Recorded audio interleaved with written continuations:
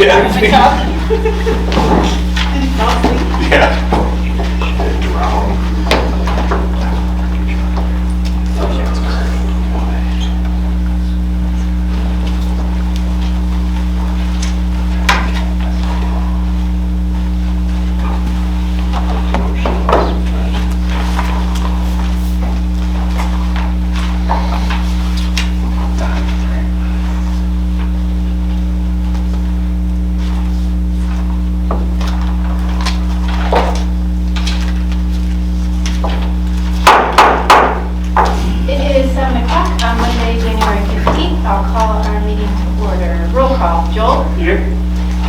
Here.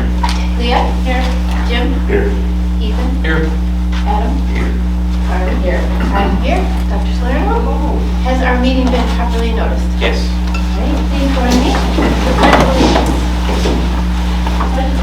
To the flag of the United States of America and to the republic for which it stands, one nation, under God, indivisible, with liberty and justice for all.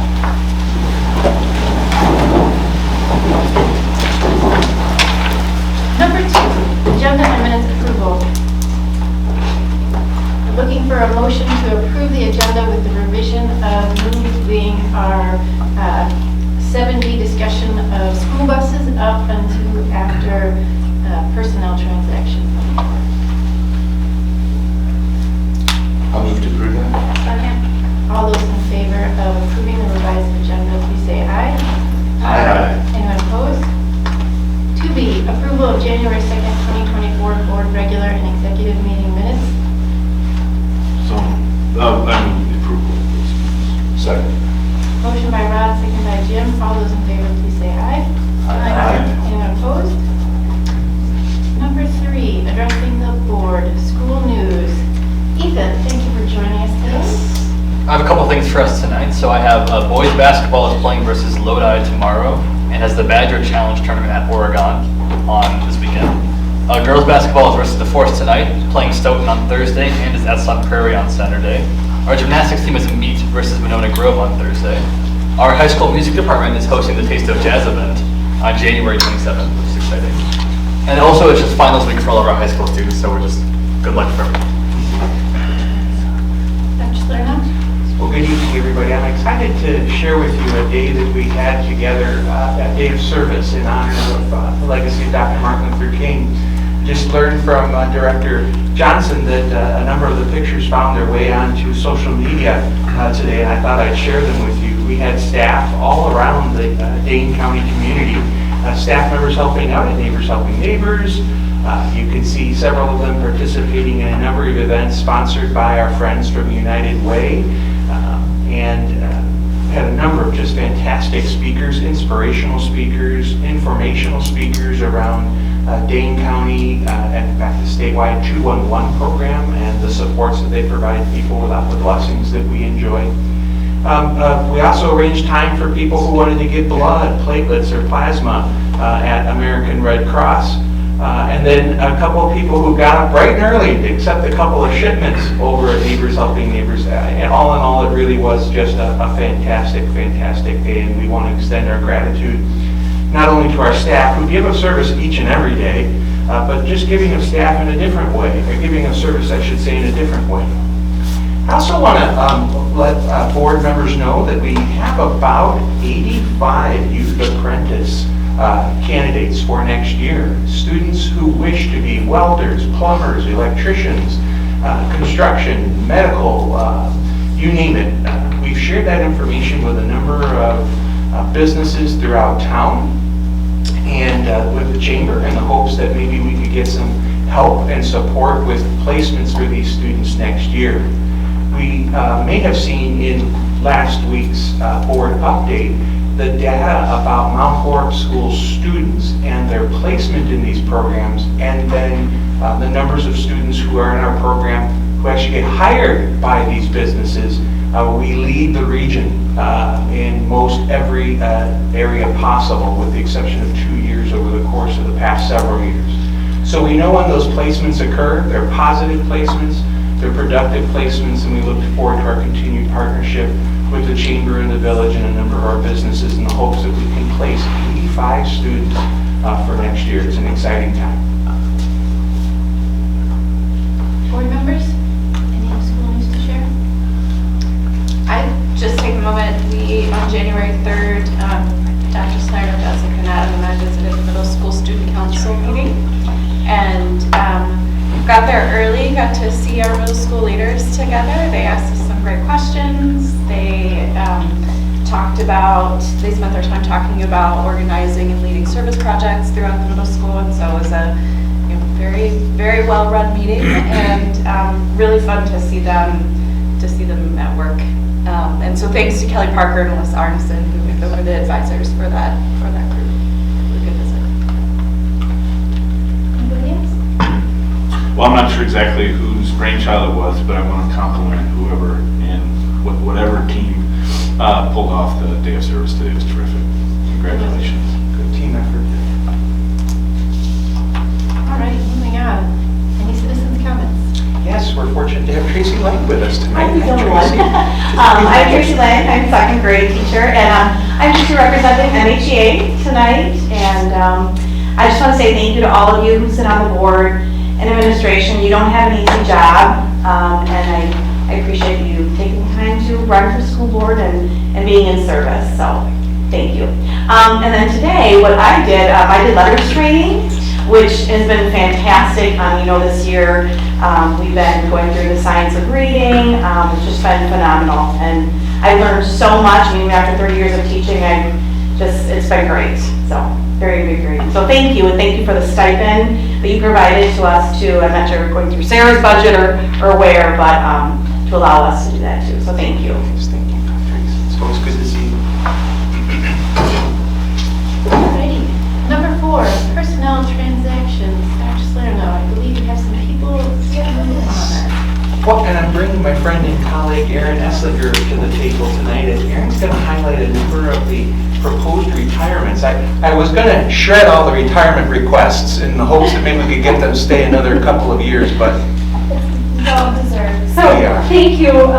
With the transactions tonight, I just wanted to take a moment to speak about those before you. You'll see 4 retirements on the transactions today. Collectively, these individuals have over a century of education experience, and I'm privileged just to take a moment to honor them, each one today. Stacy Meister. Stacy began her educational career in 1989 in Mishicot, Wisconsin, and joined Mount Horeb Area School District in 1992 as a 6th grade teacher. During her 30 years here at Mount Horeb Area School District, she worked at the middle school and connected with over 2,500 students. And in 2022, she moved to the role of instructional coach for the high school and middle school and used her expertise to support students and teachers in the buildings.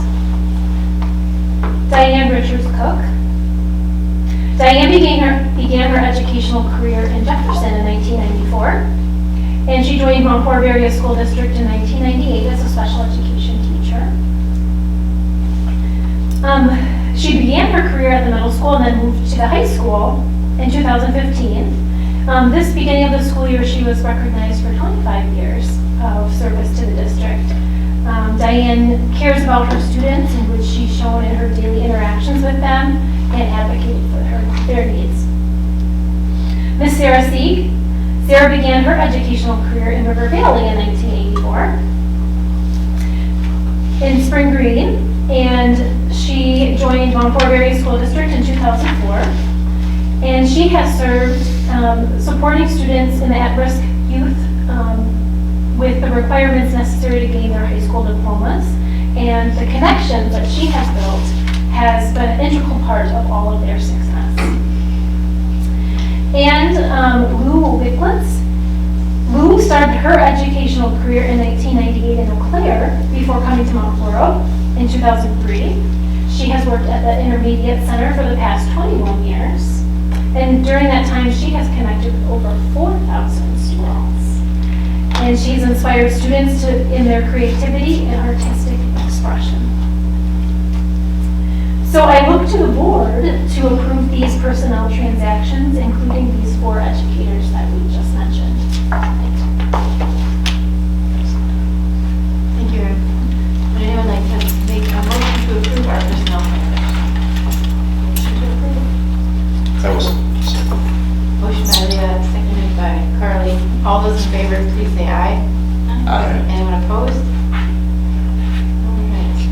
round of applause to our...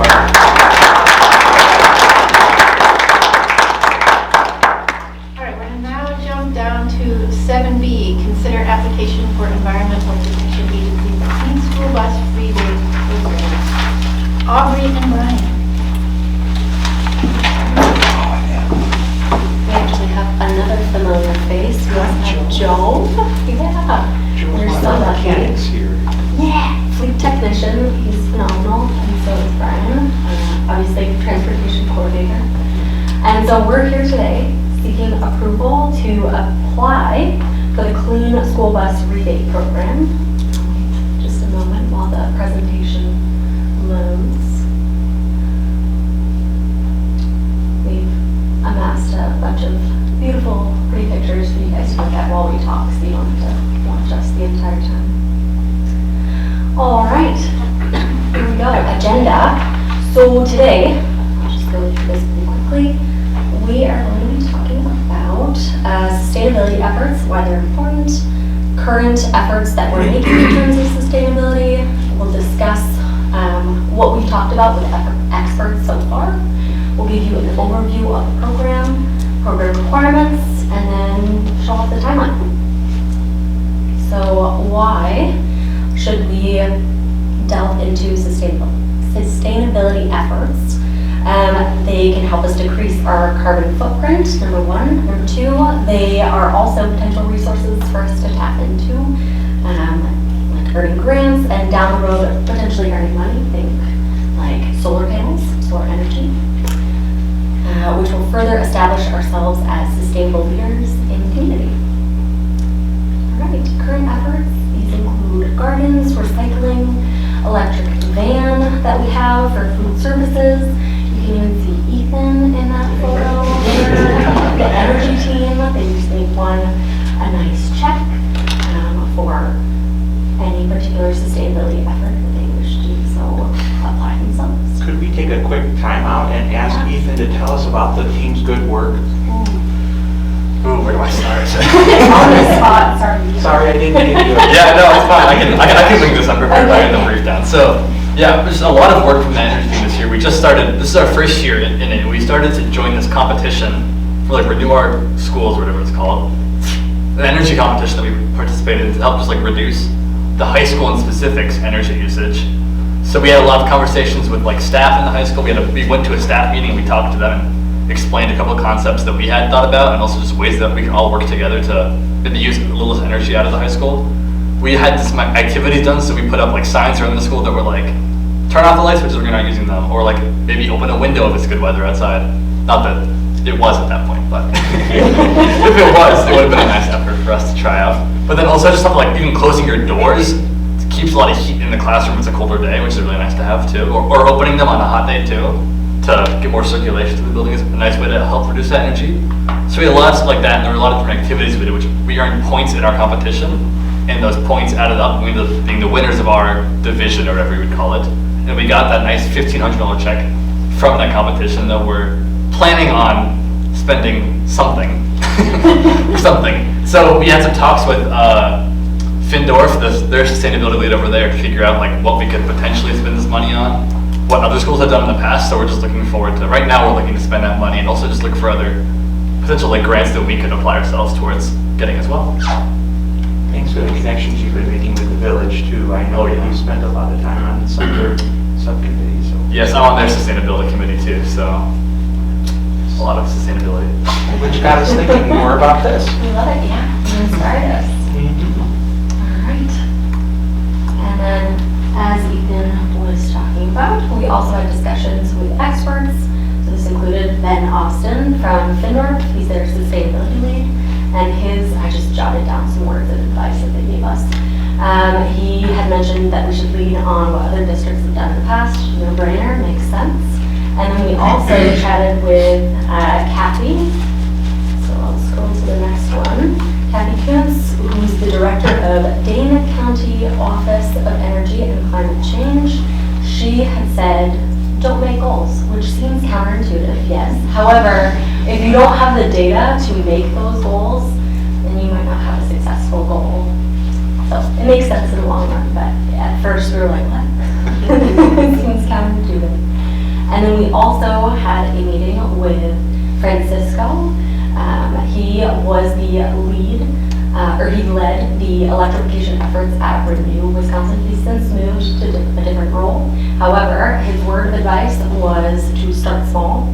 So start maybe with one electric bus and then grow your program from there as soon as you understand the technology a bit better. All right. Program overview. We're kind of into the meat and potatoes here. So this program, the EPA's Clean School Bus Program, provides $5 billion over 5 years to replace existing school buses. We might not be a rural or high needs district, however, we're still applicable for funding. So 40% of the funding that they provide goes to non-high needs, non-rural schools, which is us.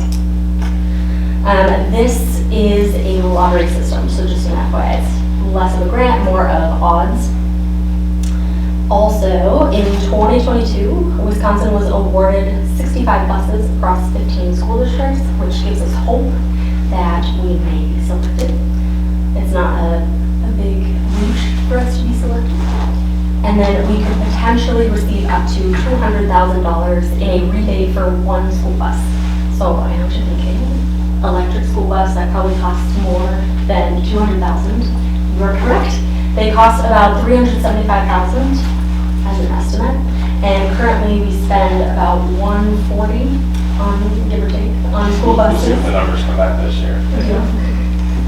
And so to make up that difference, when we chatted with Francisco, Brian and Joe were also part of that conversation. And he had mentioned that he would be willing to help us to find money in the Volkswagen settlement. I don't know if you recall that, but they had violated the Clean Air Act. And so there's $15 million set to expire in 2027. And so other states around us have used that money towards electric school buses. So it's not a long shot that Wisconsin may want to use that as well for electric buses. And so it's right up your alley. That all being said, if we end up not getting enough money or receiving enough money to afford this, we can always turn down the rebate. So there's no loss potentially. Cool beans, program requirements. We need a stand backup account, approval from our utilities, approval from the committee, so the BGT, Buildings, Grounds, and Transportation, and approval from you all, and then a short application. It's a very few requirements. So, and then in terms of timeline, I have already connected with our utilities, not our utilities, and Jordy has given us the green light, which is fantastic. And it seems like there won't be too many changes that we would need to make in order to make this feasible. And then we need to activate sam.gov, our account. We're part of the way there. And then our Buildings, Grounds, and Transportation Committee kindly agreed to approve our application. And then 1:15, we're here today. Hey. And on 1:31, that's when the submission is actually due. So, any questions? Real quick, I'll just add, this is the third round of funding for the EPA available funds for the alternative fuels, and they're anticipating about $500 million this round. And this is the first round that Mount Horeb School District would have been eligible to apply because they're offering that 40% to the lottery to non-priority districts. So this is our first crack at it and our first crack at being eligible. When would we hear? Yeah, no, you plan on doing first? I believe it's May. I don't know the specific. Yeah, that's the way. Yeah, exactly. Ryan, I know you're very involved with other associations throughout the state. Have you heard of any success stories or any stories of other districts that have started with electric buses? So Palmyra Eagle is the first school district. It was this year that they were able to put electric bus wheels to ground in the state of Wisconsin. They're the first ones. Other than that, a lot of districts were approved, some of the priority districts, and unfortunately, a lot of them I know had to turn it down because they didn't understand everything involved, which I think is why EPA is requesting board approval and speak to your utilities as well. Aubrey touched briefly on tapping into additional funding through the Volkswagen grant, which currently Wisconsin doesn't have anybody doing, and they don't have that money earmarked for anything right now either. And the closest state is actually Iowa, so our neighbor that's tapped into that to use that for school bus funding as well. So hopefully we'll be able to reach our connections. I think it's Alliance in Iowa that have worked together to figure that out. And then maybe we can be number 2. Sits with the Department of Administration right now, so we're hopeful that something will be released, because that will be a linchpin for us in being able to cover the difference without any additional outlay for us as a district. There are some other costs that we're gonna have outside of just the bus, like, do we know, like, are we equipped to plug in the bus garage currently? Do we need fancy charging stations, like? You're gonna have infrastructure costs to it as well, and it depends on the type of charging system and how we wanna kind of set it up. The funding is also, you can use that for the infrastructure as well. And it looks like, depending on the system, I don't think that would be a hurdle. Do we have any, I mean, are we talking thousands, tens of thousands, hundreds of thousands? I think it's just thousands. Jordy from the utility had also said that we could potentially just use the transformer that we have out front, and we obviously don't want to do that because it's not covered. So there are options, but we would prefer to go the route of the best option. And we're not supposed to have goals yet, but which has to rub you really wrong. But Brian, how do you see like electric buses? Where would that fit in terms of usage or anything that? I know like range is always talked about as an issue sometimes. So I would imagine you're maybe not envisioning a totally electric fleet, or is that where you think like down the road we would go? We would have to see the technology improve for us to commit there. What's going to hinder us is going to be range, right? So the idea of start small, learn, and then move from there. We have a variety of routes that are in-town routes or in-town kind of, excuse me, in-town only routes. And those ones don't put on anywhere near the miles that some of our out-of-town routes go. You could definitely do half of our fleet right now and not worry about it. And that would leave another half of the fleet that would be diesel and be able to make all of your field trips and all of your sporting events and things like that.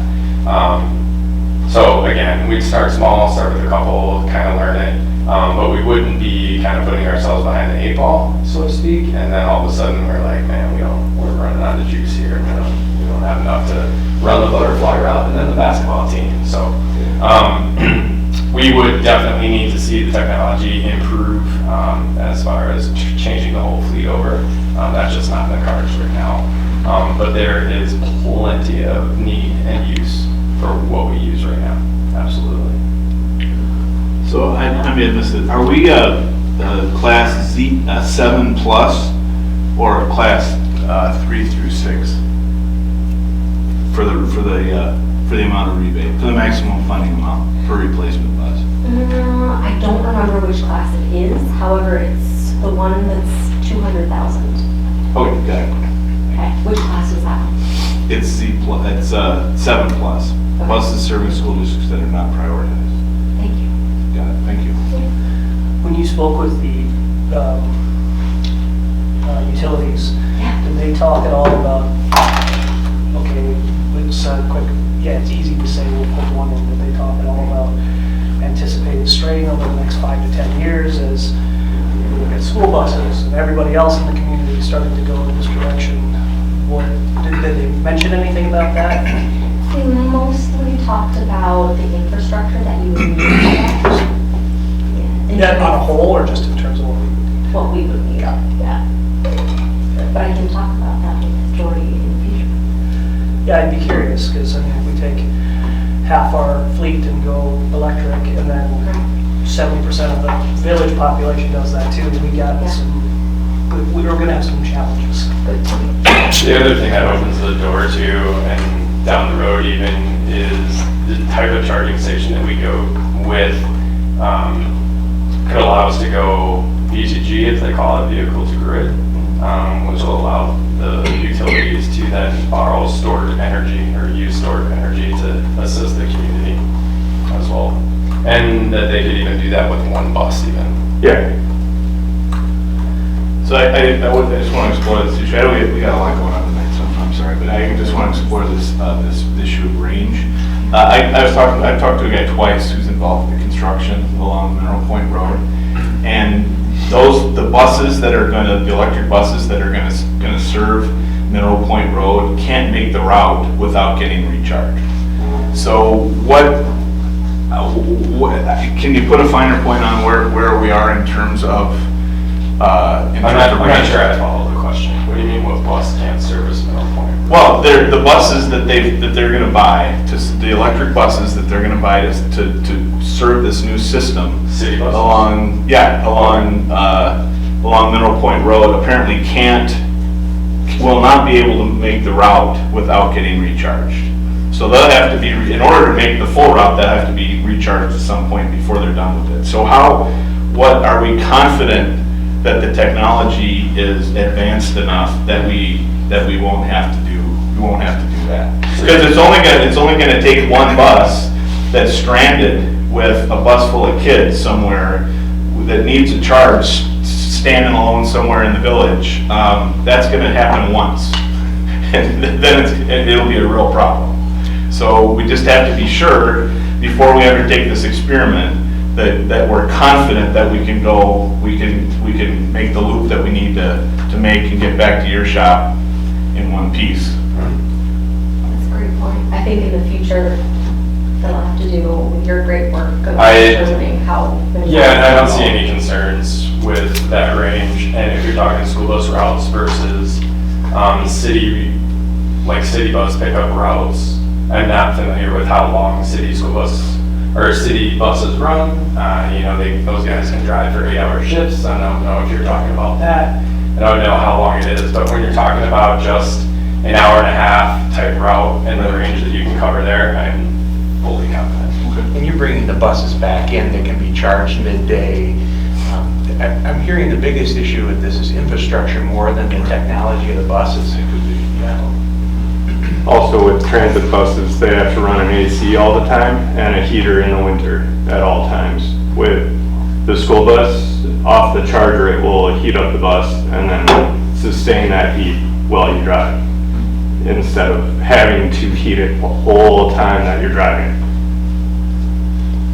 So Joe, would you mind speaking about the difference in maintenance or lack thereof, electric versus gas that you currently do? Well, so the maintenance on an electric vehicle is slim to none. No oil changes. Brakes last way longer because they're using the motor to slow down along with the brakes. So there's not a lot of fluids to switch out. Coolant, that's about it. Charging batteries, making sure that they're full of fluid. That's really it. Tires, yeah, tires and springs. All the regular maintenance that you would have on a normal bus, you'll still have that. And do you have a census too? I can't remember off the top of my head what a typical bus turnover is, how many years it lasts, but do you have a sense of the comparison of the electric bus?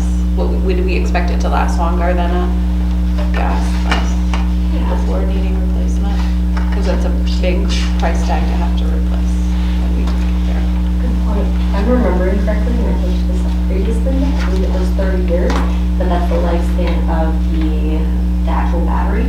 So you could replace the battery and then, or adapt it and fix it, and then increase the lifespan of the bus. So significantly more. And our turnover rate right now is sitting at about 10 10, 12 years. And you see some districts will chop that down to even like an 8 or 9 years. So that shouldn't impact and turnover with what we're looking at right now, at least with our diesels.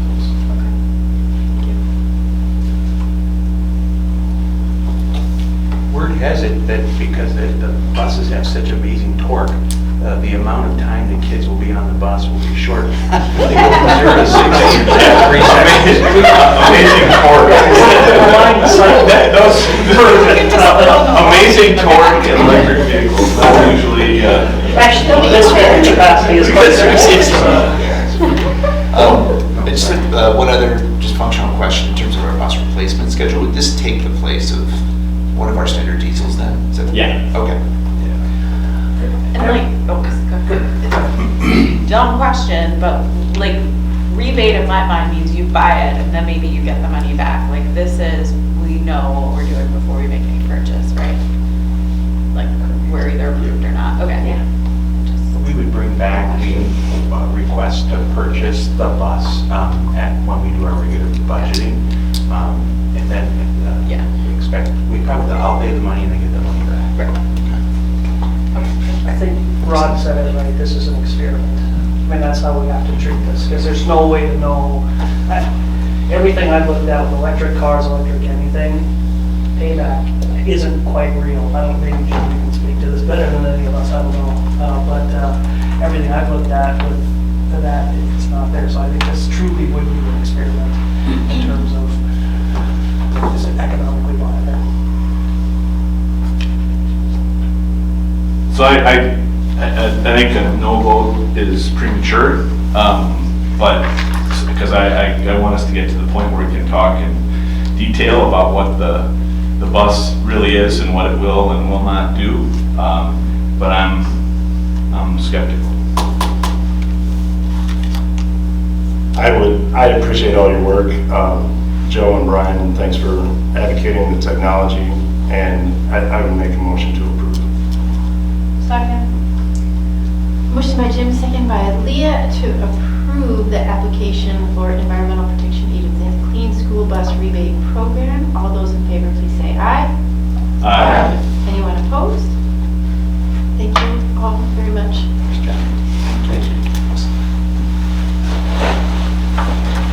All right, moving back up to number 5, our consent agenda. Is there anything that anyone would like to pull out to discuss? And actually, we want to get to know Thank you so much. Just a friendly reminder, this was the item that we were referring to you with the last meeting. We're asking for the board's continued support of our hockey cooperative for our girls through Middleton Cross Plains School District. Motion approved. Motion by Rod, seconded by Leah to approve our consent agenda. All those in favor, please say aye. Aye. Anyone opposed? Moving on to number 6, our discussion items. 6A, committee and village liaison member reports. Carly, do you want to start with our Cali meeting? Yeah, so it's been a while since we've had this update. I have a long list, but a lot of the things that we've talked about since the last update has come before the meeting, so we don't need as much time. We met November 27th and talked about the legislative conference that Jessica reported off of. We talked about the revisions to the policy for Kale, which we also reviewed. We also, one thing we haven't really talked about with this group is talked about the staff reward and recognition program that Aubrey has been working on, and along with Joel and Leah, and that one of the things we've done, shout out to Mount Horeb Pharmacy for sponsoring snacks in the break room of the IC in the fall to recognize staff and build some community relations at the same time. And so we're looking forward to hearing more about feedback and how that went and how the pharmacy feels about it, and seeing if we can look to expand that program and continue on with that. We previewed a couple documents, some that you've already seen that have come through, one of which we had a first look at the draft of the op-ed that's later on the agenda. And then in December, we did not meet because of the holidays, but in the meantime, Jessica and Aubrey and I worked on refining the op-ed that you'll see tonight. We then had a special meeting on the 8th because we wanted to make sure we gave ourselves plenty of time to approve that letter and get it here for the full board to review. And one other thing I want to call out in that letter, we'll get to it when we get to that part, but we've also had discussions with Bray about the capital needs, which is the purpose of the letter. And I wanted to call out the dates of the open community meetings that are scheduled for February 21st and March 13th at 6 p.m. at the PC and the ELC to talk about what's next for those two buildings. So mark your calendars for that. Our next meeting is January 22nd, and again, another special invitation and plug. We're going to have a guest speaker on the 22nd. John Humphreys, who's the Executive Director of the Wisconsin Association for Equitable Funding, I think is what they're called, advocacy group that focuses on advocating for better state funding in the state of Wisconsin. When I went to the Joint Finance Committee hearing in the Dells, I just by chance happened to sit next to him, and he told me that he went to every single meeting. He was following them all around the state to continue to testify. He's also, if you want a preview, in the January issue of School News, he's got his own column that he wrote about the low revenue limit and the changes that have been made in the budget since then. So we'll get an update from him. So everybody's welcome to join that. We're looking forward to that. And I think that's it. Thank you, Carly. Anyone have any questions for Carly? Adam, you want to talk about education committee? Yeah, absolutely. We welcomed Becky Clemenstein, who's an English teacher, who's a teacher rep, and it was awesome to have her there. She, especially on an occasion, we were talking a lot about our CKLA reading program, and she was able to ask a lot of very nuanced questions about how that unfolds and think ahead, how that early stage learning plays out at the older grades as well. So it's great to have her on board. Mentioned today's days of service activities, which is really cool. The grading, assessment and grading task force committee members, we have 12 staff members who have been involved in the pilot of that program that Sarah and Stacy Meister have helped orchestrate. I'm not sure if that meeting's already occurred with those members, but it was to happen sometime this month to get them up to speed on what we want to try out. We had nearly half of our kindergarten teaching staff come and give us an update on that revamped reading program, just do a status check, our progress against Act 20, and all of our progress in the classroom. It was a really neat presentation. It included a lot of video clips of live classroom instruction to give us an idea of exactly what they're doing with the kids. It was cool, and it was a really involved and frank discussion. These are educators that have done this for a long time. They're really excited about what we're doing, and they also they've got like 3 things that they're also watching to make sure that kids are picking up on everything. And obviously, anytime you're trying something new, you probably have a lot of wondering about whether something is meeting the specific needs that you've always addressed in a different way. But overall, they're feeling very good about the progress of that program so far. Way ahead of where they thought they might even be. The one other element there is that we've only purchased the CKLA for kindergarten. We'll be purchasing for grades 1 through 5. There's a state-approved list for reimbursement that is due out. We're waiting until that comes out before we make that purchase. The pupil non-discrimination review process and reporting. It's Steve, Sarah, and Brian Johnson leading that effort. This is an every 5-year survey. Brian does an accounting for this every year, but this is a 5-year report, and it's actually, what do we say, 8? That this is, so it's a long time that he's going through a lot of data and just reviewing all of the incidents that we have and seeing if there's any patterns that we have of potential discrimination, anything we can reassess in terms of progress. So very involved process. We have a bunch of key dates in the Education Committee minutes. Board wants to check that out. A couple that I'll put on our radar. March 6th is a community engagement session where we'll talk a little bit about that amid a larger discussion that we're having about non-discrimination and belonging. And they'll present the results of a survey that's ongoing right now that involves residents, families, staff, students to Education Insight in March, bring it to the full board during our April 1st workshop, and our final Horeb Education Review on April 15th. That's all I got. Awesome, thanks, Adam. Does anyone have any questions for Adam? My community coalition report is very short because we don't meet until January 23rd. So, Joel, do you have anything on the village? Village met on the 3rd. Couple of pertinent details. 2 new police officers were sworn in that evening, so arrests should go up. I mean, no. So we should be safer. Round out the police force as we look at it.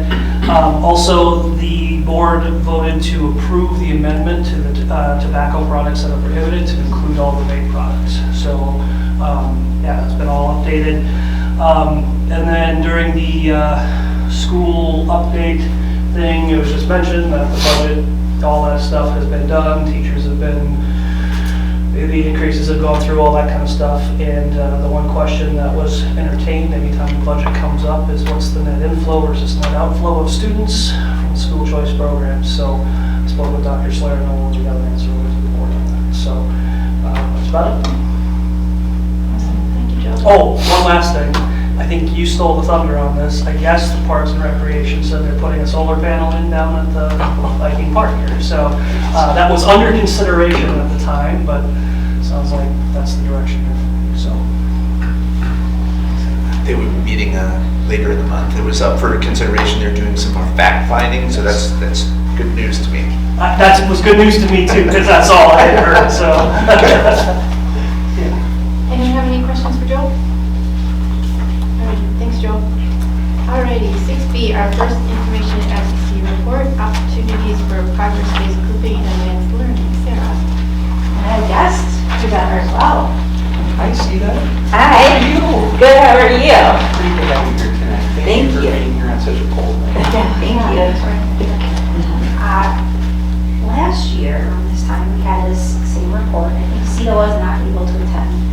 She had a prior engagement. I think you offered a video. But now you get to see her 3D. Yes, in person. So this is Sita Powell. She is our advanced learning coordinator, and she's going to share the presentation with me tonight. So the first half, as Jessica said, is on our opportunities for advanced learning and types of things for students. So I'm going to hand over to you. Is that okay? Yes. I'll take over from my part. I think so.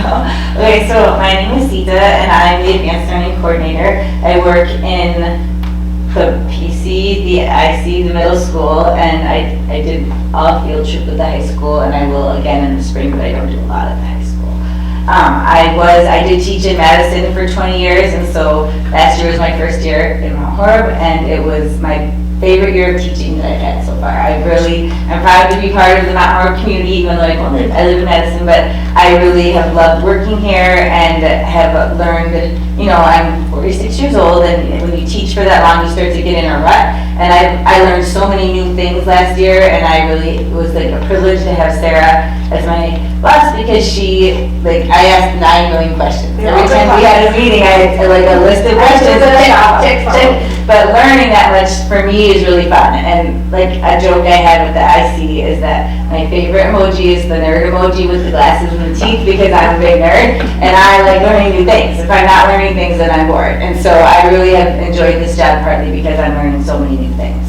So it's been really wonderful.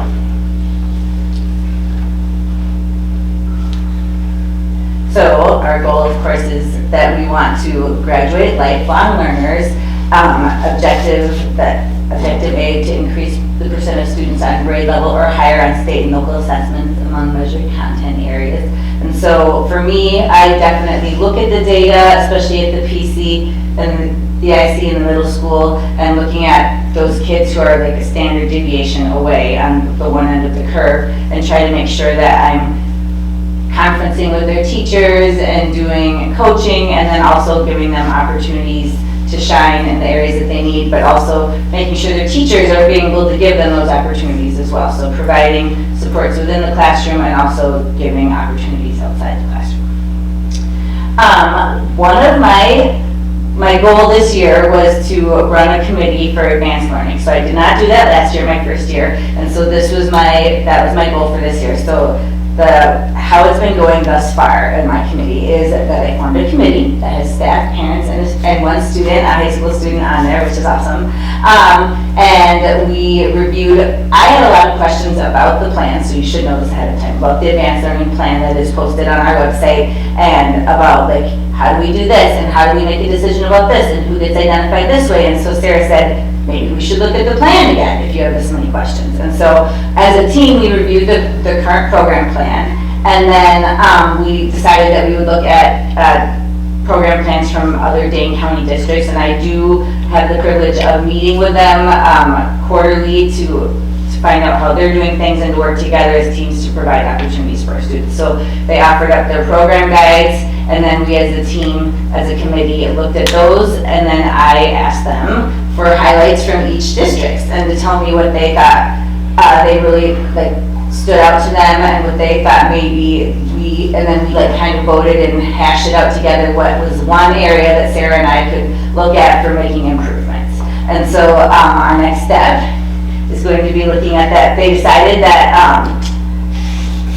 identification was the area that they would like to be, or that they thought we should consider for improvement, that they felt it wasn't as transparent in our district plan for the advanced learning plan about how students are identified, and so they wanted us to take a look at that and look at how other districts do it, and then Sarah and I will work to make, obviously, you know, we're not letting a high schooler change our plan, but we're taking input for sure. Like I said, I always like learning new things. I was even saying how the student who's on, the high school student, he was new to our district, and so he, as an advanced learner, I don't think he ever was at the IC, and when he came here, he felt like somebody should know he's like, and he really is, like he's on the far end of the bell curve. And he felt like someone should know this, and no one knew. And he didn't have like a connection here with an advanced learning person like he had previously. And so he said, I just wish there was a place on the website where we could like fill out a form and just tell you, like just say, hey, hi, I got help at other schools in advanced learning, could just know who I am. And I was like, well, that's just a great idea. Like, I love hearing from new people. I love hearing new ideas, new perspectives. And so the committee has been great for me, and I'm continuing to learn. And Sarah and I will definitely be very professional about what improvements or changes that we would make to the district plan. So those are our goals going forward in the spring. One way that I do help, specifically in math, is harder when teachers have students who are outside the range of what the rest of the class is doing, and so they come to me, and I've been working really hard. There's a specific program called Beast Academy, which helps within the grade level standards, making the content richer and more complex, and so that they really are truly understanding every aspect of like decimals.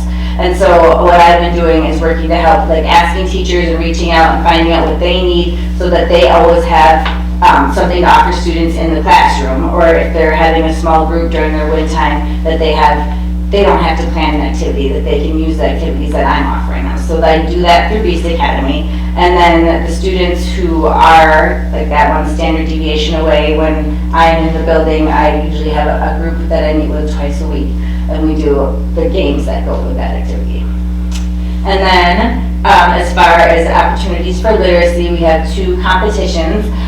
One is the Greater Dane Anthology Project, and so again, I meet quarterly with other advanced learning teachers from Dane County, and that's a project that we do together where students can turn in poetry, writing, art, or comics. And then also there's a haiku contest coming up for 4th grade, and that's something where I give them the lesson plan that they can do, and then the teachers choose a time when they're going to have their 4th graders do the haiku.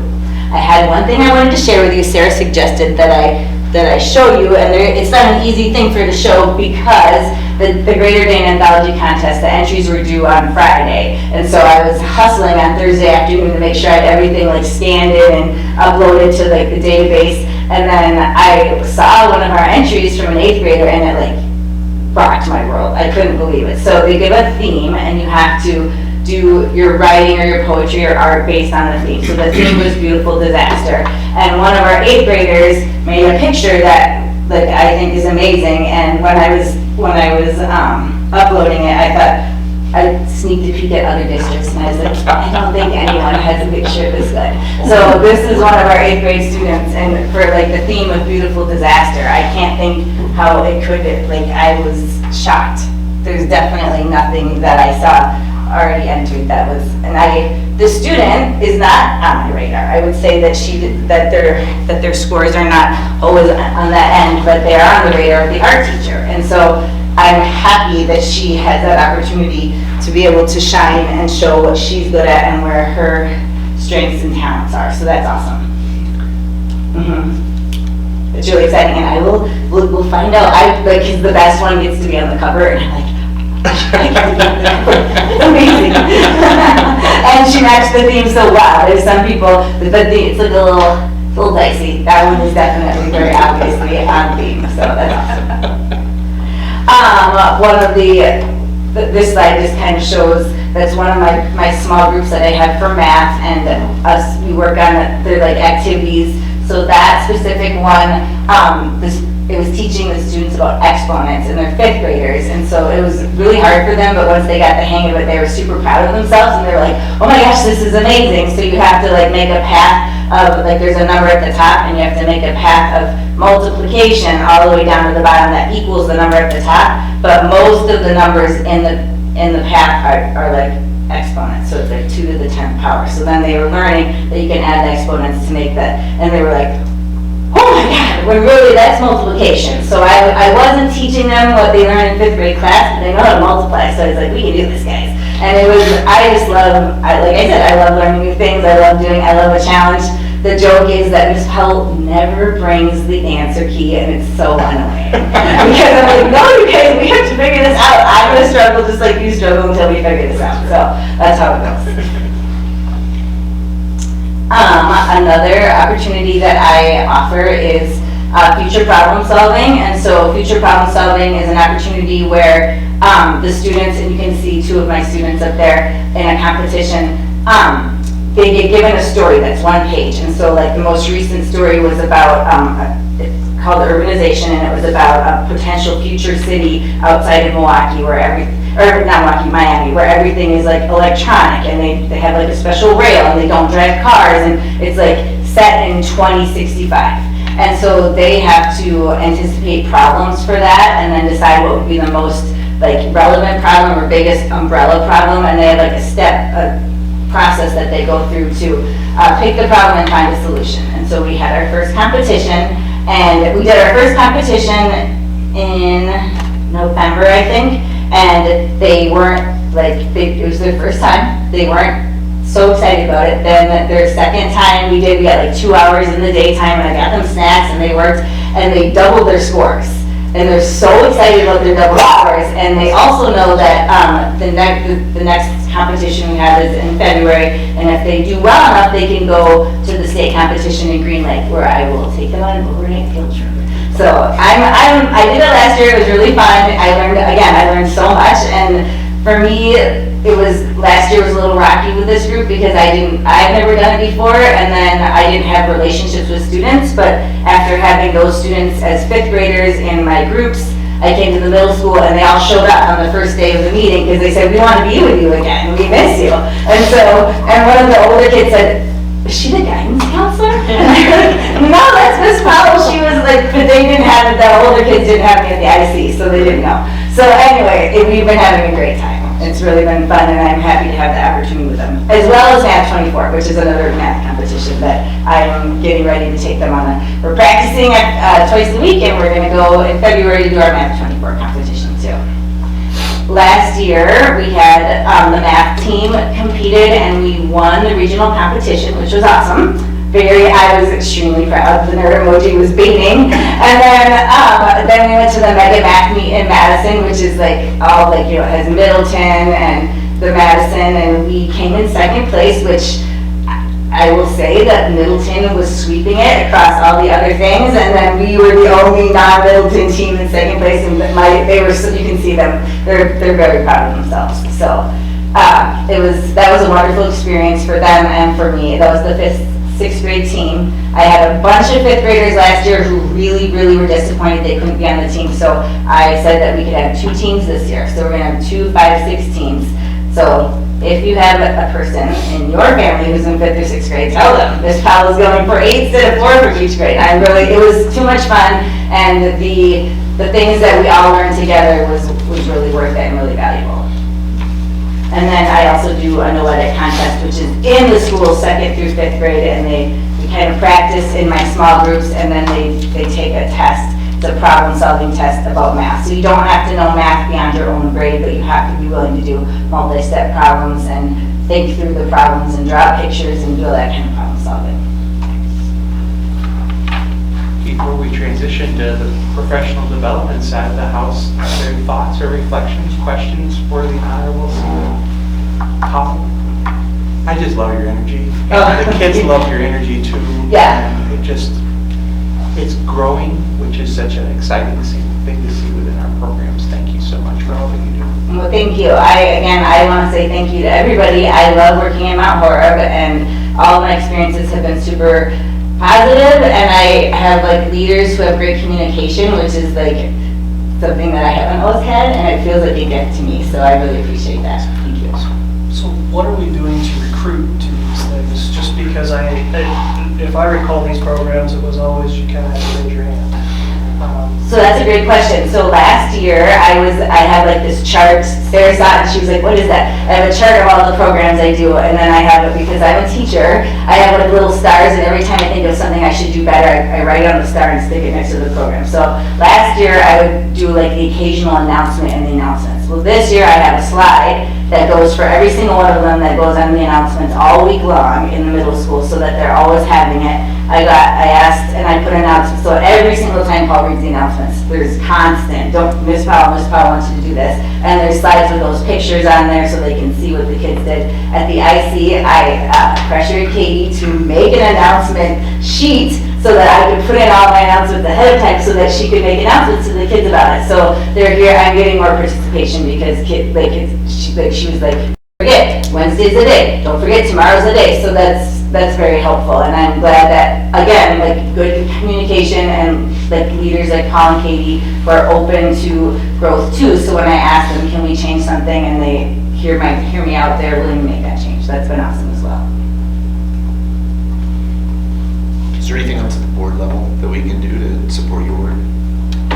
Right now, I think we're doing pretty good. I think there were some things that ended because of COVID, or I'm not sure why, and so then the budget was worked out, with having the second team, I'm able to shift the money that way, so it's worked out. But thank you for asking, I appreciate that. I think that we have at least one Math 24 family over there, right? Am I right? Yes, Mackenzie's rocking it out right now. She comes to every single one, and she's in her group, and she just wins every time. I'm like, pretty soon we're gonna move you to a different group. She enjoys it. So. Yeah, I enjoy her too, so I just wanted to tell you, I'm very impressed with her. Are you, I don't know if you're going to cover it later, but the high school student, for example, who self-identified, do you, in the high school then, are these students, it seems like there's a lot of really great programming for the PCIC, and then when they get to high school, are they kind of then counseled into AP classes, or are there other things that we're doing kind of day to day to? That's things that I, need to grow and learn about, so I have started communicating more with the guidance counselor, but AP is definitely a primer, and the clubs that they do. The future problem solving is run at the high school too, and so when we go on the field trip, then I will take them on that field trip, and then hopefully we'll start going back. There's a fine arts festival in the fall that's an overnight at American Players Theater that is expensive, but hopefully I'm looking forward to being able to start that up again too. So for me, it is partly getting to know the people at the high school and communicating with them, and also learning and asking questions and finding out more about those programs. As the kids move up, that you make relationships with. Yes. From upper elementary and upper middle school and then into high school, you'll have those opportunities to push them because you have those relationships. Yes. Exactly. Thank you very much. Thank you. Transition. I'll be the yang. I'll bring it back down. Yeah, absolutely. Thank you for being here. Shifting gears now, and looking to our professional development for the 23-24 school year. Within our advocacy report, you had a table that listed all the opportunities. Not everything could be listed, but many of the larger pieces there. Within this presentation, I just want to show 4 of those areas. So teacher clarity and assessments was the first area within the presentation. With teacher clarity, we've been talking with the board about that's our main focus with our staff, K-12. Looking at teacher clarity, what do you want students to know? How do they know they're learning it? And why they're learning it? So the leadership teams and building principals have been working with staff to make sure learning intentions are being shown, success criteria being shown and repeated within lessons. And then we're starting to do walkthrough. So we had walkthrough collection in October and in December. And now this Wednesday, I'm going to be meeting with the principals to look through that walkthrough data to see how we're doing some of our system work. Also with the teacher clarity piece, looking at our essential learning outcomes, which are on our website, and having staff working through the assessment piece of it. So we can see on the document to the left, there's an assessment method column on the far right of that page, and having our staff starting to hyperlink those rubrics, hyperlink those assessments, so parents know, other teachers know within their learning group, students know exactly how students are going to be assessed. I had mentioned the teacher walkthrough forms and learning intentions and success criteria, so there's some examples there in our walkthrough form. Another area where displaying. Oh my God. I put this on just for you. Thank you, Joel. I wanted to bring it to your attention. I was. Someone has to. You got it. Okay. So as Ms. Ling mentioned with letters training, really thinking about Scarborough Road and the language comprehension piece and the word recognition and how our staff is really learning about that word recognition piece. What did I tell you the last time I saw this? You Never, ever again. Okay. But our staff really is learning more about that phonological awareness piece, decoding, sight recognition, and how that really is the foundation, especially our K2 level with our learners training and our CK implementation and our Haggerty implementation. It all, this is the what and the why as to how and why we're doing things. And I just had to, so. It's all For good. you. It's I all love good. Sort of. And just a reminder then about our implementation, where we've been and where we are and where we're going in our elementary level with literacy. So it's a journey, it's not just a one and done. We're continuing to learning with our staff and then implementing with our students. The third piece that's highlighted in the report goes back to our diversity, equity, and inclusion work. And we always want to go back to where the board stands and our board language, especially around anti-racism, and looking at that equity statement. And that fourth piece really falls into the area that we talked about tonight with our January 15th work, our previous work. So number 4 was plan and implement professional development for all staff on implicit bias, racial inequity, microaggressions, and how we're including that in an inclusive curriculum. So within that work, on the next slide, we want to provide our work this year. So we have 3 larger touch points with staff. In October, we talked about how we could continue to expand our levels to be an ally, and that's where we had that panel discussion with these stakeholders that you see there, really just to look at other people's experiences in order to be a better ally, not only in life, but within our levels as an institution, as an educational institution. Today we had our day of service, as we've been talking about, where staff were able to elect into some type of service activity or learning activity, where we had members of United Way in today. And then in February, we're going to continue this work and talk about strategies with our staff about how to be an educational ally and providing some scenarios that could be applied to students of different races, of different ethnicities, of different academic backgrounds, and really having our staff think through hopping into that student's shoes and think through how to support that student, support the allies for that student, and be an ally as well as a teacher. So we look forward to that in about 3-4 weeks now, that work. And then the last piece, just want to draw your attention to every year, we've been growing our mentor program. So per statute and just per good practice, we want to make sure our new teachers, those teachers who are in the first 3 years of teaching in general, are supported. So we've been growing our mentor network, and you can just see our mentors. Here we have here the 15 staff members. Overall, we've trained about, I think I said in the report, probably like 17 to 18 staff members, but through retirements and turnover, we lost some mentors. But when I look for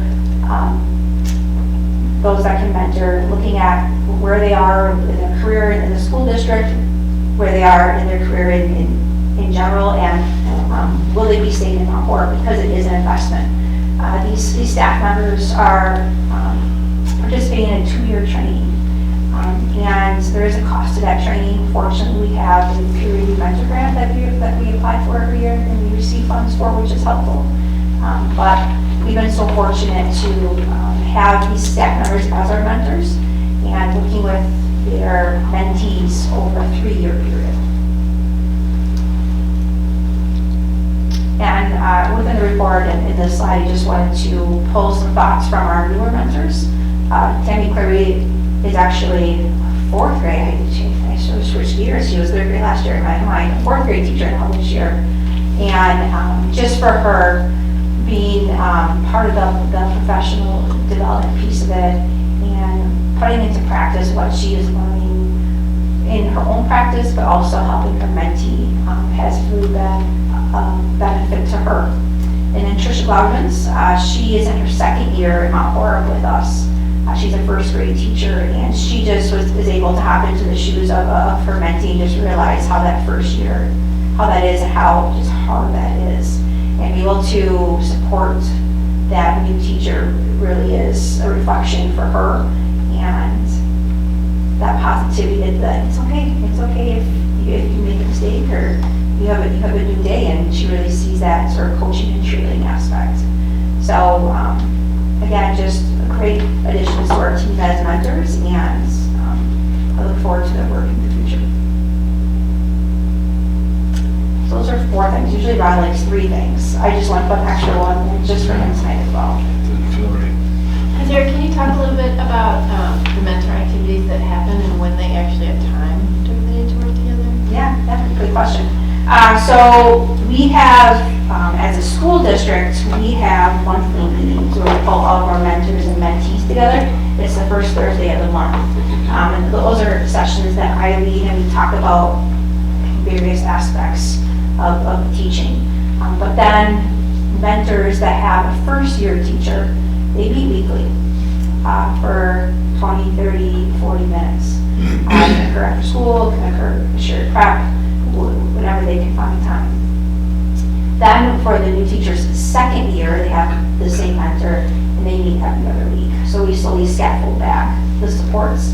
And then the 3rd year, then they meet monthly and as needed. They also are in each other's classrooms, so we'll have our mentees, our newer teachers, observe the mentors, and then vice versa, the mentors will go to the mentees' spaces as well. So there's weekly touch points that 1st year for sure. You do a number of really nice things too, where she brings all the mentors together. Yep, Once a each month. month. Yep, each month on the 1st Thursday. I help and the principals help cover classrooms, so the mentors can observe or the mentees can observe. So we really want to make sure they have that time within the day as much as they can. Awesome. Thank you. Does anyone have any other questions for Sarah? Comments? There's many things things I appreciate about Sarah Straka, but one of the things that always stands out in my mind is her ability to take an overall vision and then layer in all of the pieces that need to be addressed. If you had a chance to look at the report, the number of professional development activities that represent the school district strategic plan, it's just unreal. I don't know how you do it. The amount of hours she works, she's always thinking. That's a sign, it's a hallmark of a really great leader, and how fortunate we are to have your leadership in our district. Thank you. Thank you. Thank you, sir. Thank you. Thanks for the role. Anything for Rod? 6C, Information Advocacy Report, Quality of Applicant Pool and Employee Retention Rates. Karen. Yes. Well, I'm privileged to provide this report to you tonight. I'm going to highlight a few things, and hopefully as you we go through this, you'll notice some trends and actually relate a lot back to what Sarah was just talking about mentorship. So when we're looking at the well-being goal and looking at supporting and retaining faculty and staff, we'll go over quality of applicant pool as well as employee retention rate. And as we look at the applicant pool over this last year, we had 77 postings, which was very similar to previous years. But when you look at the candidate pool numbers over the 5-year averages, we're really right on track. But the more interesting point that you'll see throughout this is the variability in some of the applicant numbers. For instance, it really depends on the position itself, from 75 applications to a social studies teacher to 0 and a partially unfilled for half the year special education position. So you can just see that variability in some of these pieces. But there are factors to the variability, and you can see some of this in national and state local trends. Unemployment is low, and when you look at Wisconsin, it's lower than national average, and when you look at Dane County, it's lower than Wisconsin averages, and that's where we're at. Also, when you look at the educator preparation report, there's some interesting information regarding licensures. You might hear these licensure with stipulations, emergency licensure. They're very much the same things. But when you look at these numbers, more and more teachers are called to the profession without being fully prepared. And that mentorship, as Sarah was talking about, is so very valuable. But also with an emergency licensure, often they're learning on site and they're learning here, which when we were talking at the Wisconsin Educator Shortage Summit earlier this year, one of the key points are find things that are under our own control that we can help in this educator shortage. The event was wonderful. There were local folks that we could network with. There was also state representatives, folks from workforce development, and everybody's working on this, but as you know, these things take time, and I don't see this trend changing, so what can we do?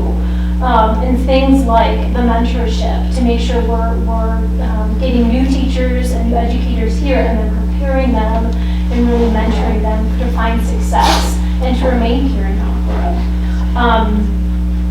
Most educators leave within the first 5 years, so if we can have a really solid 3-year plan in our mentorship program, that's going to help them find success. When you look at figures 4 and 5, it talks a little bit about recruitment sources and the candidate experience.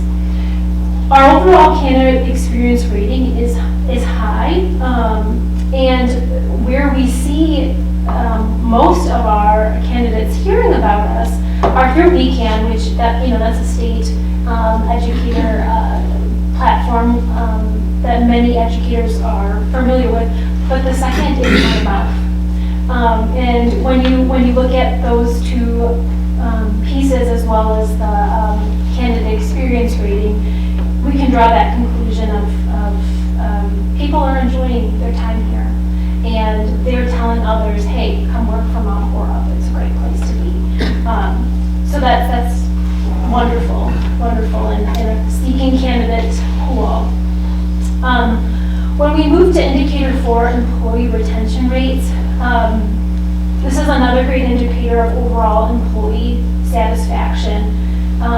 But I do want to say it's clear to have, it's healthy to have some turnover. We wouldn't want to have zero turnover, right? And people are going to be retiring, people are going to find other fits. But we do want to look at our numbers in comparison to national trends, local trends, regional trends, state trends. This is a really interesting graph. If you look at teacher retention rate of state, this is the state numbers.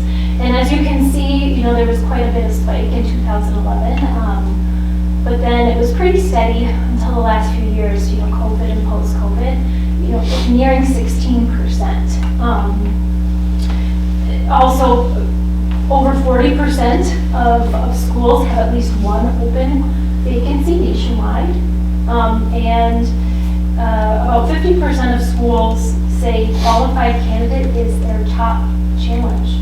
So this is not just unique to us, this is very much happening all over the nation. With state trends increasing rapidly, we can only expect to see our numbers also increase. I mean, that's something that I think in future years we won't be immune to. But one really graphic we should be quite proud of is when we're looking at other comparable districts. This rate is from 2009 through 2023, so this is the average. And you can see they're second to lowest with our comparable districts. And when people are here, they tend to stay here, which again speaks to the satisfaction of our employees. This is teacher turnover rate. This is teacher. This is teacher. Yes, yes. Let me pull back my notes here.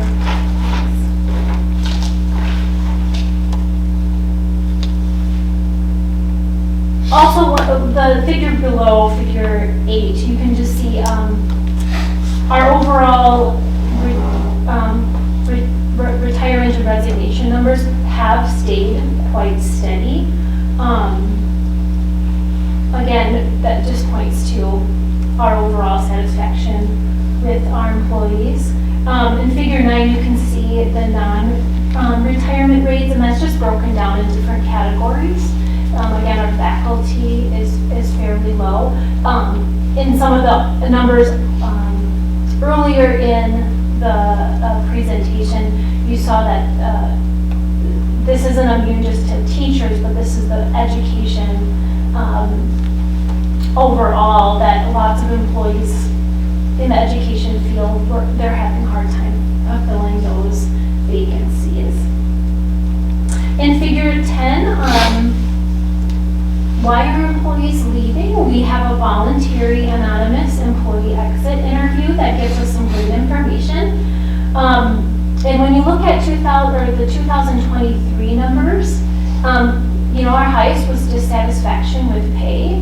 But as to note that not until July 2023 did support staff wages go up, and not until December did we have our final agreements and a change of pay for faculty. So I would anticipate that this would be lowered.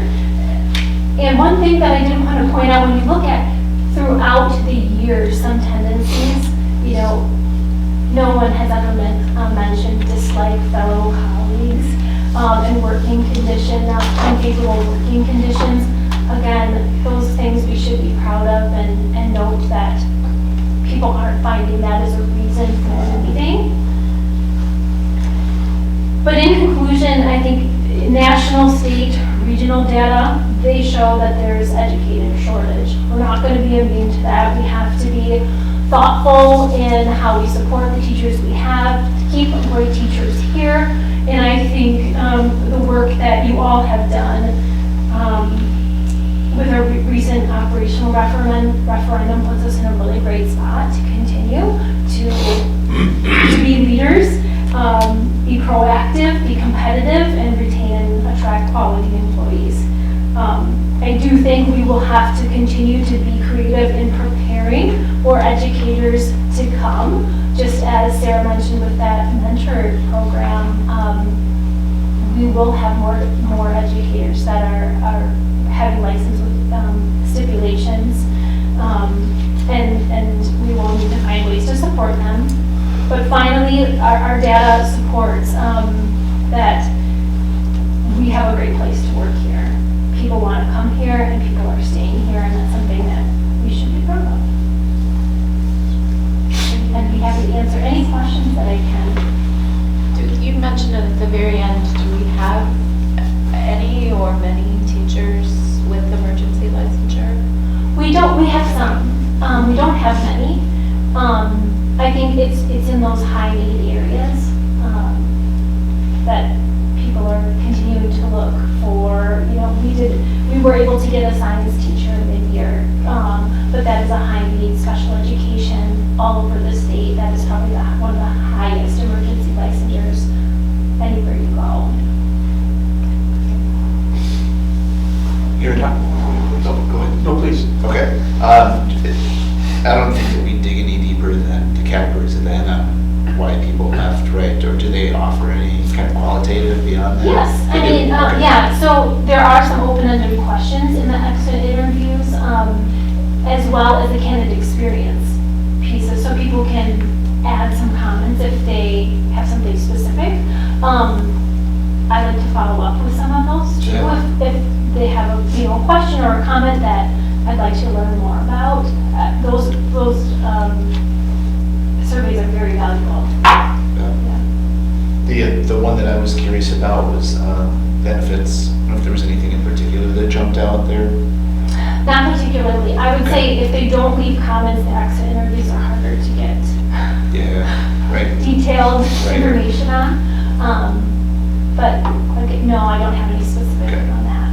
I actually have the same question on opportunities to advance, just what that could be, and the fact that it kind of popped up after years of nothing.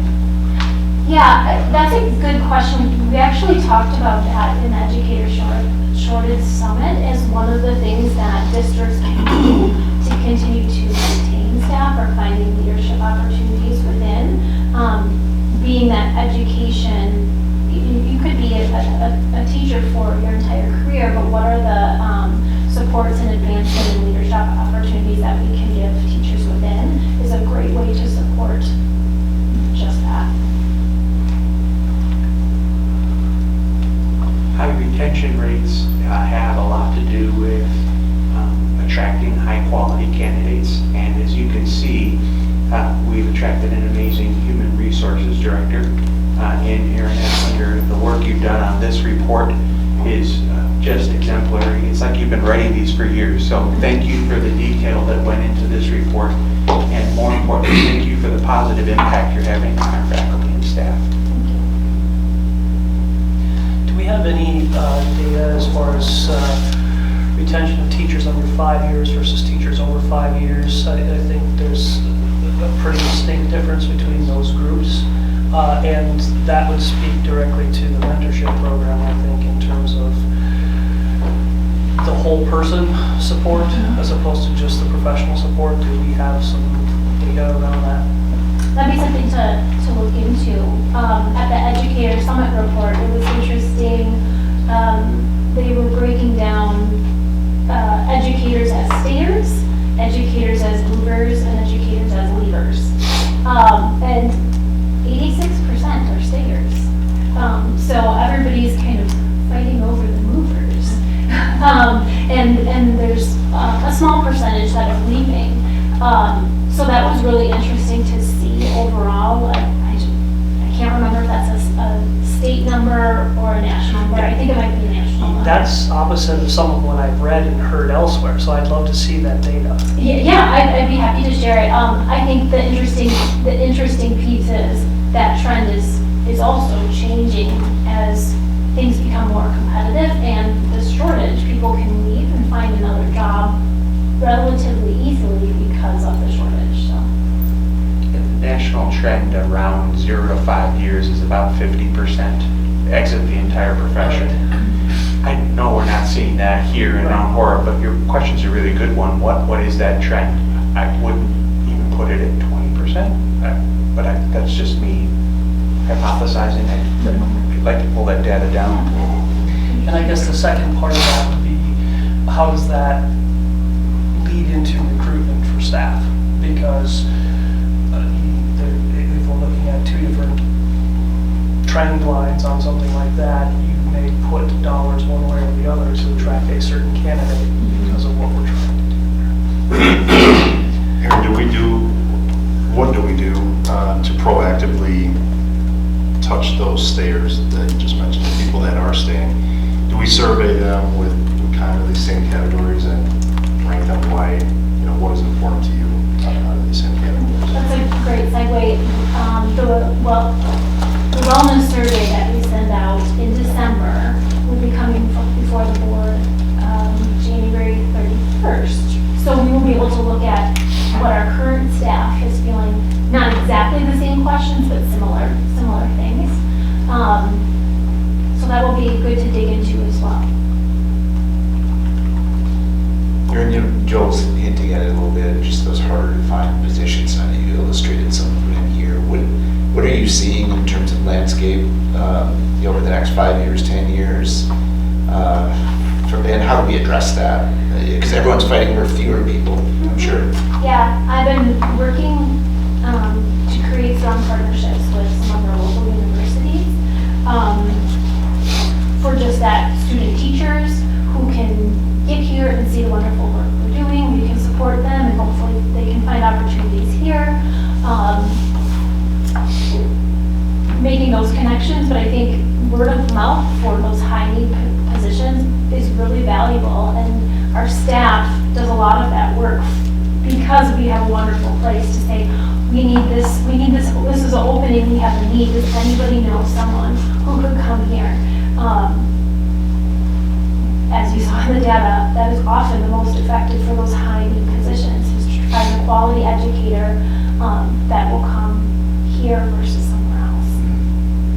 But I think being proactive as much as you can, and working with local universities so they know we are willing to help in the process of preparing teachers. So that leads us to a one-page marketing piece. Here's why Mount Horeb is awesome. And village input. So,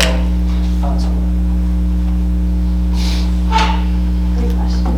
Thank you, Erin. Yeah, thank you. Number 7, our action items. 7A, second reading, consider revisions to board policy 421.2, legal age first grade. Sarah?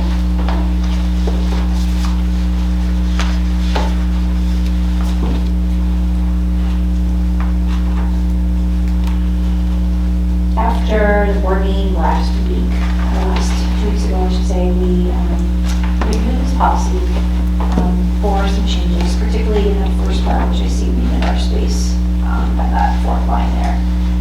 But there was language and wonders about having absolutely no child piece and then the unless language. And Steve and I went back to the statute language, which I had suspected why we had chosen that language originally.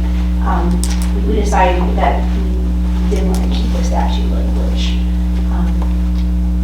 Having that parallel structure, especially when we cite the statute, just makes our policy tighter. And there's no gray area then of what is required or not required, or allowed or not allowed. Also then, there was a one-word question at the end of the policy about using the term superintendent or designee. So we included that language as well. And those were the two main wonders or considered revisions. Motion to approve.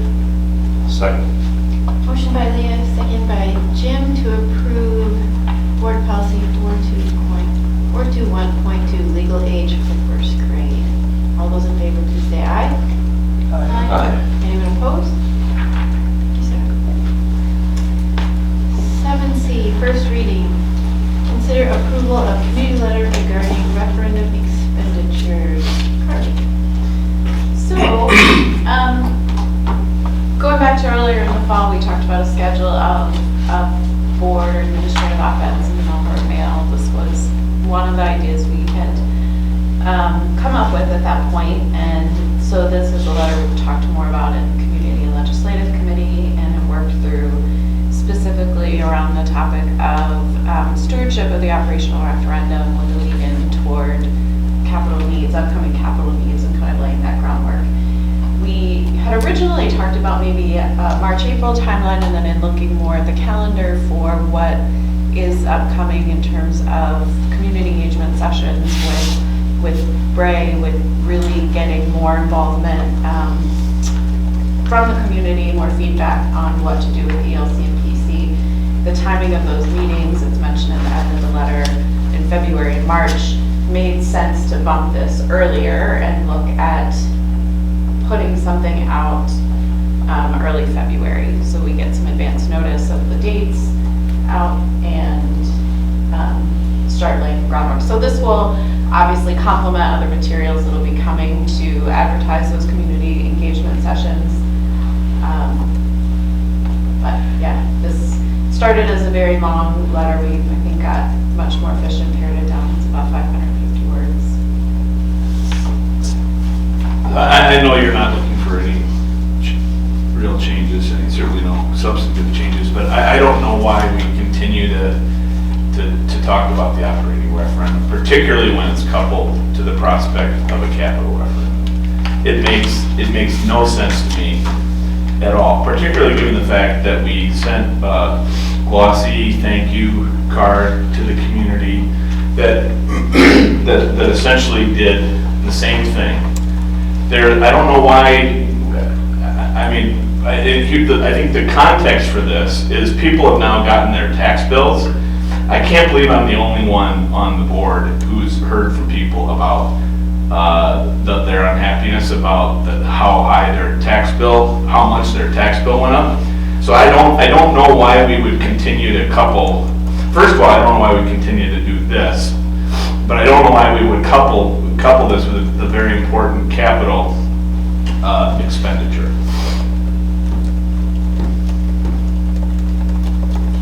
This is a thank you, sir, may I have another letter.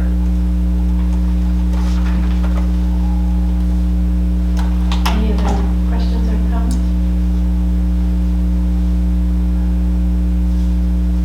I would just add that I think some of my original thinking in it was using it as an opportunity to make sure that we're communicating the good things that we're doing and getting that word out there, so that as another ask comes up, that we also have the information out there on how we've done with what we've already done. I mean, actually, I think the appropriate thing to do would be, hey, you trusted us with $38.5 million in 2018, and look what we did with it. And look what that has done to our ability to safely provide education, particularly at the high school, but at other buildings around the district as well. And now we're essentially going to come back to you and ask you to trust us with tens of millions of dollars again. It's not about the operating referendum anymore. It just isn't. What the argument is we did a capital referendum not all that long ago, and we did great things. We did just outstanding things. You trusted us. We followed through on everything that we promised that we would do, and now we're going to get back to the community and ask you for essentially the same purposes, general purposes again. I mean, that's not the way you write it, right? But that's the way it looks like thematically. I like your thought about further highlighting the good work that happened from the previous capital referendum. The part about the operational referendum that I like that we're including is that we continually hear about being transparent about how the money is being spent, what we're doing with the money, so that when people are concerned about it, we can very easily say, this is what it went for, this is what we've done with the money. Go to the website. People don't necessarily want to go to the website. Well, Yeah. I don't want to read another letter like this. I think, to what you're saying, Jessica, I think it's going to be the same people over and over. I mean, we have been transparent. We're saying the same thing over and over. You're always going to have somebody asking. To Rod's point, it's on the website. We've sent the glossy letter. I think right here, this letter should start with, the support has been invaluable, and talk about the 2018 capital. And move on from the operation. And I think people know enough about the operation, and if they don't, we can answer their questions.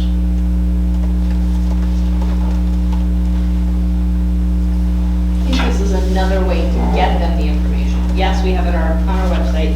Yes, we mailed out the thank you, but the thank you was very brief. This is another place, this is gonna go on like the Mount Horeb Mail, right? So it's another place to put the information. I don't think giving people information in multiple different places, multiple different ways is a bad thing. Can't say we didn't communicate it if it's in the 87 different spots. Well, when do we stop? Right, and what's the message? I mean, the message is that because we gotta look forward, right? You guys did a great job of selling this to the community. The past, we've done the first tranche of spending based on that. Great job. Now we gotta look ahead, right? Now we gotta look ahead, because if we don't look ahead, we're gonna get creamed. And I know I've said that a couple of times, but if we're looking ahead in a really, really smart way, we're saying, well, what examples does the community have of our ability? They raised our taxes. They raised our taxes when the operating referendum was passed. And by the way, for some people, it's a lot more than they thought. Okay, so but how can we be trusted to do that again? Well, we can be trusted to do that again because we did it once before. And look at what we did. You know, look at what we did at the high school in particular and other places, right? And it was safety, it was technology, and it was academics and instruction. And we can go back to what we promised, what we promised during the campaign for that referendum, and use that as an incredible springboard for what we want to do in November. Do you know when we have to have this to the Horeb Mail? There's a deadline of Monday at 10 a.m. every week, but there isn't a deadline on when we specifically need to have it, like which week. Good question. Other people's thoughts? Not in terms of timing, if we were to go with your approach, we haven't really even gotten to this stage yet, like we're having the discussions about what we're gonna do. Would we wait to make that argument? No, no, it's not a question of waiting or not. It's a question of understanding that is a core message in everything that we're going to say leading up to the vote in November. I think it's a great way to kick off sort of the public education process with these meetings in February and March. I think I saw. But the critical thing this isn't a throwaway message. This is a message that is central to our ability to get one passed in November, and we're going to say it over and over and over and over and over again, just like you and I have learned, right? So are you suggesting we take the top half of this and change it to these were the three things that we were asked to do with the last? Yes. capital? Yep. You trusted us with $38.5 million. Here's what we did. We said exactly what we were going to do, and now we know that there's a need that we have in this community to do something like it again. Maybe not in so many words, but essentially.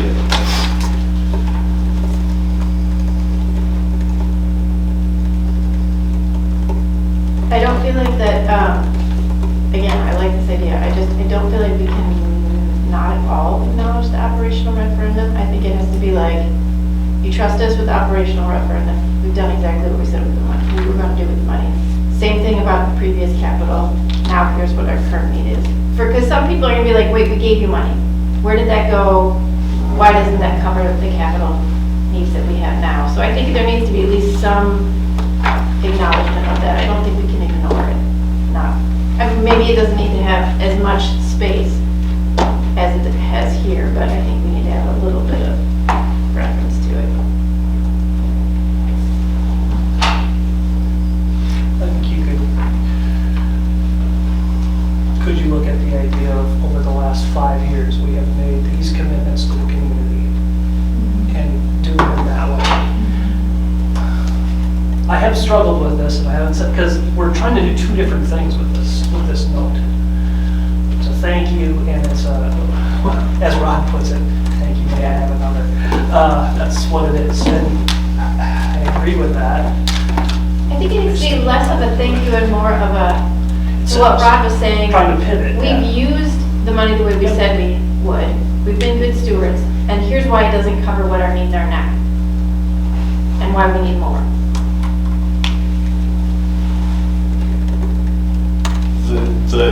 The difference, and I'm going to shut my mouth, is proximity and time. That's really important. Proximity and time. So essentially, what we'd be saying if we talked about, if we left it this way, is, hey, sure enough, the community approved it, but the taxes were raised, right? They were raised on the bill for last year, right? Now you're telling us that if we get this done when we want to, there'll be an increase on your bill for this year. 2 years in a row. Separate. Right. I mean, they're gonna make that connection either way, that taxes are going to go up. But this is what drives me nuts. This communications is not a, well, we assume they're gonna do it either way. Communications is making the best argument that we possibly can every time we can make it. So I'll be quiet. I'll just be quiet. The best argument that we can make doesn't have anything to do with the operating referendum. It has to do with what we did in 2018, which is directly similar to what we want to do in November of 2024. I agree, I just think people are gonna ask. Well, let them ask. That's our job to answer the question. We don't have to, all communication can't answer every question, and it shouldn't, otherwise it's mud. I always appreciate Rod's perspective on this. I mean, I like a lot of the content that we have in here about the operational referendum. I like making sure that people understand the outcomes that we've earned, and setting students up for better success. But I listen to Rod a lot when it comes to these larger strategic issues, and especially when you're talking about something from a public electorate standpoint. So I'm inclined to go with Rod's position on this one. Maybe we take the first section and hold that in reserve for if we do the question. Kelly, what do you do as is the main author of this? I am happy to revise, to work on revisions, to adjust to that approach. And that's one of the reasons we wanted to get it up front early, to kind of get a discussion out. One other wrinkle that I'd add, that I'd like to put out there for consideration, is the fact that we've kind of tried to come up with this a couple of times over on the ELC. We need the input from people at these engagement sessions. And I feel like that would be important to include in there. And I know that points out that we haven't been able to get to a resolution, but I want a lot of really good voices in that room, including dissenters. Well, and I think it's important to call out, because if we are gonna bring up, the old stuff, like what we did in 2018, they're gonna say, why didn't you do it with 2018's money? Correct. And I think we've surveyed 3 times and hit 49, 49 every time or something close to it. So I think that's important to call out. All right, so I'm. You know, I would also say this is not a problem we have to solve as we sit here, but this begs for having a session where we sit down and we look at the calendar and we look at all possible arguments that could be made for and against, and we map out exactly what we think we want to do from a messaging standpoint. When we want to execute that messaging and how we want to do it. I mean, that's what Adam would do, where he is professionally. It's what I've done when I've been what I've done professionally. So yeah, I think we ought to have that session sometime. If you don't mind me offering a suggestion for your consideration, the good news is there's not a massive hurry for us to get this letter out. The team has done such a nice job of drafting something for us that we're going to be together for the next couple of days in Milwaukee, maybe over a cup of coffee. Those team members could visit with myself and we can fine tune it and bring it back to the board for consideration at the workshop, maybe on January 31st. A lot of great conversation here, but I think we're closer to a solution than maybe we thought we were. So. I agree, that makes sense to me. Any other thoughts? Alrighty, moving on then. 7D, consideration of open enrollment availability for 24-25 school year. Frank?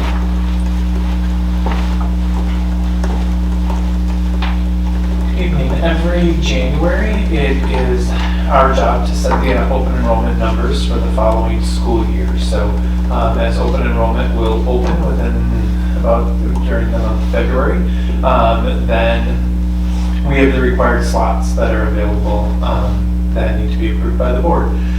If you've looked at the open enrollment numbers in the past, they do look different this year. They're as an entirety as a whole what we would accept for K through 12th grade instead of specific grade level and specific content areas. That doesn't mean that we still won't look at some of those in specifics, but we need to look at each individual applicant and then how it fits within our system. And so we have kind of the front end, what's approved by the board, and then we have kind of our criteria that we'll be looking at. What's our class placement size per grade level? What's our availability in special education programming? And so all of that is looked at as an entirety on each application that comes in. And so as you see in administrative content, that is what we are hoping that you will look at and approve tonight. And saying it as an entirety. I move to approve 170 regular education open enrollment seats and 22 seats in the cross-categorical special education program for the 2024-2025 school year based on the criteria outlined in the board's open enrollment policy number 425. Motion by Rod, seconded by Leah to approve our open enrollment numbers for 24-25. All those in favor, please say aye. Aye. Anyone opposed? Do we need to also vote for the special education seats? You voted for the 22 seats that are Okay, open. beautiful. That'll be just a clarification. Okay. That'll be in our documents. Got it. Thank you. Thanks, Brian. Number 8, citizens' comments.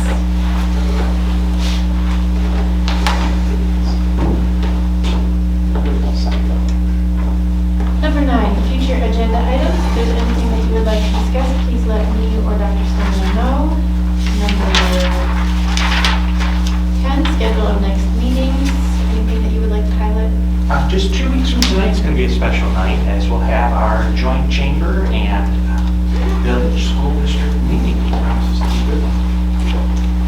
Oh, weird. I don't have that one on my calendar. Where's that one? That's going to be over at the senior center. 5 o'clock will be supper. 5:30 we'll get into the meeting. Number 11, closed session. Contemplated closed session per section 19.85, parentheses 1C, considering employment, promotion, compensation, performance evaluation, data of any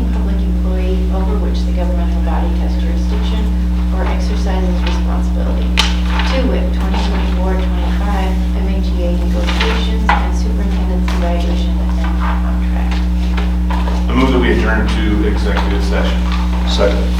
Motion by Rod, second by Jim. Roll call vote. Joe? Yes. Rod? Aye. Leah? Jim? Yes. Adam? Yes. Carly? Yes.